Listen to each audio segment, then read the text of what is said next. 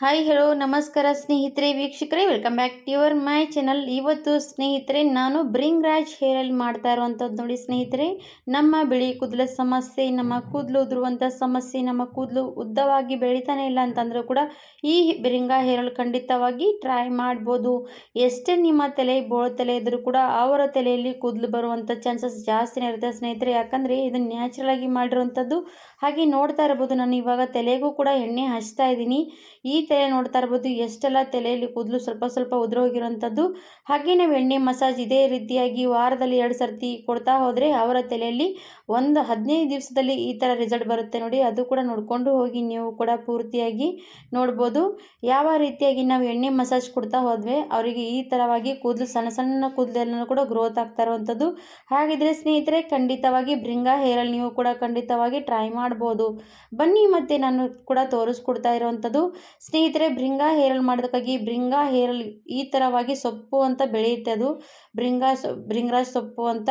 ಇದು ಜಾಸ್ತಿ ಜನರಿಗೆ ಗೊತ್ತಿರುತ್ತೆ, ಅವ್ರವ್ರಿಗೆ ಗೊತ್ತಿರಲ್ಲ. ಯಾಕಂದರೆ ನಮ್ಮ ಅಜ್ಜಿ ಹೇಳ್ತಾ ಇದ್ರು ಈ ಸೊಪ್ಪಿನಿಂದ ನಾವು ತಲೆಗೆ ಆವಾಗಿನ ಕಾಲದಲ್ಲಿ ಯೂಸ್ ಮಾಡ್ತಾ ಇದ್ರೆ ನಮ್ಮ ತಲೆಯಲ್ಲಿ ಬಿಳಿ ಕೂದಲ ಸಮಸ್ಯೆ ಕೂಡ ಬರ್ತಾ ಇರೋದಿಲ್ಲ ಅಂತಂತ. ಹಾಗಾದರೆ ಸ್ನೇಹಿತರೆ ಅದು ಕೂಡ ತೋರಿಸ್ತೀನಿ. ಬಿಳಿ ಕೂದಲ ಸಮಸ್ಯೆ ಯಾವ ರೀತಿಯಾಗಿ ಅವರು ಕೇರ್ ಮಾಡ್ತಾಯಿದ್ರು ಬಿಳಿ ಕೂದಲ ಸಮಸ್ಯೆ ಬರದೇ ಇರೋ ರೀತಿ ಅಂದರೆ ನೋಡಿ, ಈ ಕೈಯಲ್ಲಿ ಸ್ವಲ್ಪನೇ ಸ್ವಲ್ಪ ರಸ ಈ ಥರವಾಗಿ ನಾವು ಕೈಯಿಂದ ಸ್ವಲ್ಪ ಈ ಥರ ರಬ್ ಮಾಡಿದ್ರೆ ನಮ್ಮ ಕೈ ಬೆರಳು ಮತ್ತು ಕೈ ಕೂಡ ಕಪ್ಪಗಾಗ್ತಾ ಇತ್ತು. ಹಾಗಾದರೆ ಇದೇ ಆಯಿಲ್ನಲ್ಲಿ ಎಷ್ಟು ಶಕ್ತಿ ಇರುವಂಥದ್ದು ಅಂತ ನೀವು ಕೂಡ ನೋಡ್ತಾ ಇರ್ಬೋದು ನೋಡಿ. ಇಷ್ಟು ಕೈ ಬೆರಳು ಕೂಡ ಕಪ್ಪು ಆಗ್ತಾ ಇದೆ ಅಂದರೆ ಅವರ ತಲೆಯಲ್ಲಿ ಬಿಳಿ ಕೂದಲು ಕೂಡ ಕಾಣಿಸ್ತಾ ಇರಲಿಲ್ಲ ಆವಾಗ. ಹಾಗಿದ್ರೆ ನಾವು ಕೂಡ ಈ ರೀತಿ ಬ್ರಿಂಗಾ ಹೇರ್ ಆಯಿಲ್ ಯೂಸ್ ಮಾಡ್ತಾವಂದ್ರೆ ನಮ್ಮ ತಲೆಯಲ್ಲಿ ಬಿಳಿ ಕೂದಲು ಕೂಡ ಸಮಸ್ಯೆ ಕಾಡೋದಿಲ್ಲ. ಹಾಗೆ ನಾವು ನ್ಯಾಚುರಲ್ ಆಗಿ ರೀತಿಯಾಗಿ ಮಾಡಿರ್ತೀವಿ, ಅದು ನಮಗೆ ತುಂಬಾ ಒಳ್ಳೆಯದು. ಹಾಗೆ ನಮ್ಮ ಕೂದಲು ಉದುರುವಂಥ ಸಮಸ್ಯೆ, ಅಲ್ಲಿ ನಮ್ಮ ಕೂದಲು ಉದ್ದವಾಗಿ ದಟ್ಟವಾಗಿ ಬೆಳೆಯುವಂಥದ್ದು ಕೂಡ ಇರುತ್ತೆ ಸ್ನೇಹಿತರೆ. ಹಾಗಾಗಿದ್ರೆ ಇವತ್ತಿನ ಈ ಬ್ರಿಂಗಾ ಹೇರ್ ಆಯಿಲ್ ನಿಮಗೂ ಕೂಡ ಬೇಕಾದರೆ ನೀವು ಕೂಡ ಆರ್ಡರ್ ಕೊಡ್ಬೋದು ಸ್ನೇಹಿತರೆ. ನೋಡ್ತಾ ಇರ್ಬೋದು ನಾನು ಈ ಸೊಪ್ಪು ಚೆನ್ನಾಗಿ ತಂದು ಕ್ಲೀನಾಗಿ ತೊಳ್ಕೊಂಡು ಈ ರೀತಿ ಕಟ್ ಮಾಡ್ತಾ ಇದ್ದೀನಿ.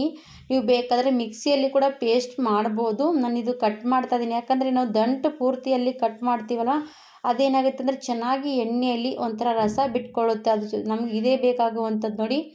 ಆವಾಗಿನೆಲ್ಲ ಏನು ಇದೇ ರೀತಿಯಾಗಿ ಮಾಡ್ತಾ ಇರುವಂಥದ್ದು ಸೇಮ್ ಇದೇ ರೀತಿ ನಿಮಗೂ ಕೂಡ ತೋರಿಸ್ತಾ ಇದ್ದೀನಿ. ನಿಮ್ಮ ಕಡೆ ಕೂಡ ಬ್ರಿಂಗರಾಜ್ ಸೊಪ್ಪು ಸಿಕ್ಕರೆ ಖಂಡಿತವಾಗಿ ಈ ಹೇರ್ ಆಯಿಲ್ ಖಂಡಿತವಾಗಿ ಟ್ರೈ ಮಾಡ್ಬೋದು ಸ್ನೇಹಿತರೆ. ಇವಾಗ ನೋಡಿ ಇದಕ್ಕೆ ನೀವು ಏನೆಲ್ಲ ಹಾಕ್ಬೋದು, ಎಲೆವರ ಹಾಕ್ಬೋದು, ದಾಸವಾಳದ ಹೂವು ಮತ್ತು ಎಲೆ ಮತ್ತು ನೆಲ್ಲಿಕಾಯಿ ಇವೆಲ್ಲನೂ ಕೂಡ ಇದಕ್ಕೆ ಆ್ಯಡ್ ಮಾಡ್ಕೋಬೋದು ನಿಮಗೆ ಬೇಕಂದರೆ. ನಾನಿವಾಗ ಇದಕ್ಕೆ ಏನೆಲ್ಲ ಆ್ಯಡ್ ಮಾಡ್ತೀನಿ ಅಂತ ತೋರಿಸ್ತೀನಿ ಪೂರ್ತಿಯಾಗಿ ನೋಡಿ.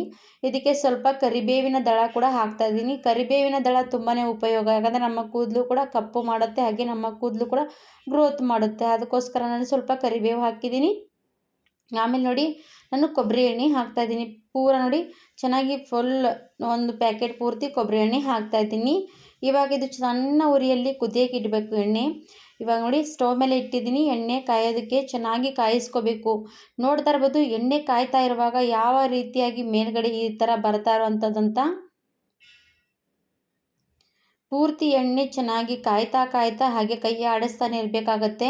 ಎಷ್ಟೊತ್ತು ನಾವು ಎಣ್ಣೆ ಕಾಯಿಸ್ಬೇಕಂದ್ರೆ ಒಂದು 15 ನಿಮಿಷದವರೆಗೂ ಕೂಡ ಎಣ್ಣೆ ಕಾಯಿಸ್ಬೇಕಾಗತ್ತೆ. ನಾವು ಇದು ಕಡಿಮೆ ಕ್ವಾಂಟಿಟಿಯಲ್ಲಿ ಮಾಡ್ತಾ ಇದ್ರೆ ಈ ಥರವಾಗಿ 15 ನಿಮಿಷ ಟೈಮ್ ತೊಗೊಳುತ್ತೆ. ನಾವು ಇದೇ ಏನಾದರೂ ಜಾಸ್ತಿ ಕ್ವಾಂಟಿಟಿಯಲ್ಲಿ ಮಾಡ್ತಾ ಹೋದರೆ ಅದು ಹಾಫ್ ಆನ್ ಅವರ್ ಅಷ್ಟು ಟೈಮ್ ತೊಗೊಳುತ್ತೆ ಸ್ನೇಹಿತರೆ. ಯಾಕಂದರೆ ನಾವು ಎಷ್ಟು ತನಕ ಕಾಯಿಸ್ತೀವಿ ಸಣ್ಣ ಫ್ಲೇಮಲ್ಲಿ ಅದು ಅಷ್ಟು ಚೆನ್ನಾಗಿ ಎಣ್ಣೆ ರೆಡಿ ಆಗುತ್ತೆ.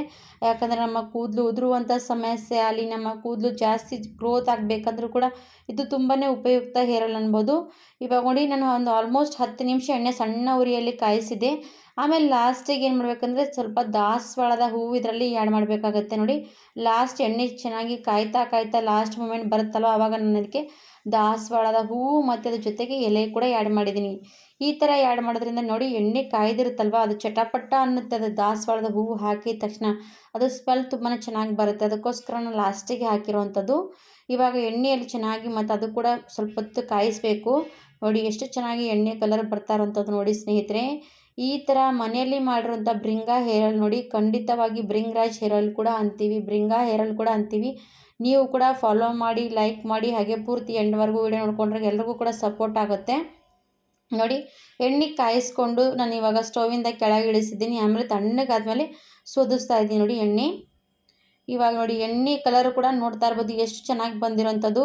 ಇದು ಎಣ್ಣೆ ನೀವು ವಾರದಲ್ಲಿ 2 ಸರ್ತಿ 3 ಸರ್ತಿ ಹಚ್ತಾ ಬಂದರೆ ಸಾಕು, ನಿಮ್ಮ ಕೂದಲಿನ ಯಾವುದೇ ಸಮಸ್ಯೆಗಳು ಕೂಡ ನಿವಾರಣೆ ಆಗುತ್ತೆ ಸ್ನೇಹಿತರೆ. ಖಂಡಿತವಾಗಿ ಬ್ರಿಂಗ್ರಾಜ್ ಹೇರ್ ಆಯಿಲ್ ಅನ್ಬೋದು. ಈ ಹೇರ್ ಆಯಿಲ್ ನೀವು ಕೂಡ ಪ್ರಿಪ್ರೇಷನ್ ಮಾಡ್ಕೋಬೋದು ಮನೆಯಲ್ಲಿ. ಇಲ್ಲಾಂದರೆ ನಿಮ್ಗೆ ಬೇಕಾದರೆ ಆರ್ಡ್ರ್ ಕೂಡ ಕೊಡ್ಬೋದು, ನಿಮಗೂ ಕೂಡ ಅವೈಲೇಬಲ್ ಮಾಡಿಕೊಡ್ತೀವಿ. ಈ ಥರ ಮನೆಯಲ್ಲಿ ಮಾಡಿರುವಂಥ ಬ್ರಿಂಗ್ರಾಜ್ ಹೇರ್ ಆಯಿಲ್ ನೋಡಿ, ಖಂಡಿತವಾಗಿ ನಿಮಗೂ ಕೂಡ ಬೇಕಂದರೆ ಟ್ರೈ ಮಾಡಿ, ಇಲ್ಲಾಂದರೆ ನೀವು ಕೂಡ ಮನೇಲಿ ಮಾಡಿಕೊಂಡು ಹಚ್ಕೊಂಡು ನೋಡಿ. ಆಮೇಲೆ ರಿಸಲ್ಟ್ ಸಿಕ್ಕಮೇಲೆ ಕಮೆಂಟ್ಸ್ ಮಾಡಿ ಹೇಳ್ಬೋದು ಸ್ನೇಹಿತರೆ. ನೋಡಿದ್ರಲ್ಲ ಯಾವ ರೀತಿಯಾಗಿರೋ ಅಂತ ಹೇರ್ ಆಯಿಲ್ ಮಾಡಿದ್ದೀನಿ ಅಂತ. ಹಾಗಿದ್ರೆ ಇವತ್ತಿನ ವಿಡಿಯೋ ಇಷ್ಟ ಆದರೆ ಲೈಕ್ ಮಾಡಿ, ಸಬ್ಸ್ಕ್ರೈಬ್ ಮಾಡಿ, ಹಾಗೆ ಸಪೋರ್ಟ್ ಮಾಡಿ ಅಂತ ಕೇಳ್ಕೊಳ್ತೀನಿ ಸ್ನೇಹಿತರೆ.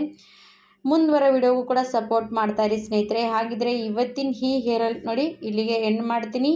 ಮತ್ತೊಂದು ವಿಡಿಯೋ ಜೊತೆಗೆ ಮತ್ತೊಂದು ಸರ್ತಿ ಸಿಗ್ತೀನಿ ಸ್ನೇಹಿತರೆ. ಅಲ್ಲಿವರೆಗೂ ನಮ್ಮ ವಿಡಿಯೋ ಎಲ್ಲರೂ ನೋಡ್ತಾ ಇರಿ ಅಂತ ಕೇಳ್ಕೊಂಡು ಈ ವಿಡಿಯೋ ಮುಗಿಸ್ತೀನಿ. ಧನ್ಯವಾದ ಸ್ನೇಹಿತರೆ.